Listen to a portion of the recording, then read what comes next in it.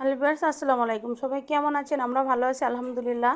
আজকে আপনাদের দেখাবো সিদ্ধ ডিমের ঝাল ঝাল ফ্রাই। এটা খুবই সুস্বাদু এবং খুবই মজার। প্রথমে ডিমগুলো সিদ্ধ করে নিয়েছি, নিয়ে এবার ডিমগুলো ছিলে নিয়েছি, নিয়ে ধুয়ে নিয়ে সুন্দর করে মাঝখান দিয়ে ছুরির সাহায্যে পিস পিস করে দেখেন কেটে নিয়েছি। আপনারাও এভাবে কেটে নেবেন।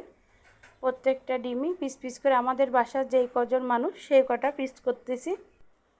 পিস করা হয়ে গেছে। এবার চুলায় প্যানটা বসিয়ে দিয়েছি, দিয়ে এবার তেলটা গরম হয়ে গেলে উল্টিয়ে পাল্টে সুন্দর করে ভেজে নিচ্ছি।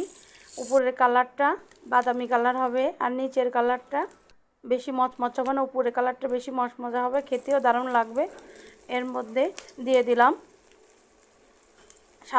সামান্য পরিমাপ লবণ, ঝালের গুঁড়ো, ধনিয়ার গুঁড়ো, জিরের গুঁড়ো দিয়ে দিয়েছি। দিয়ে উল্টে পাল্টে নিয়ে এবার পেঁয়াজ কুচি আর ঝাল কুচি দিয়েছি। দেখেন সিদ্ধ ডিমের ঝাল ঝাল ফ্রাই, এটা আপনার বাসায় ট্রাই করতে পারেন।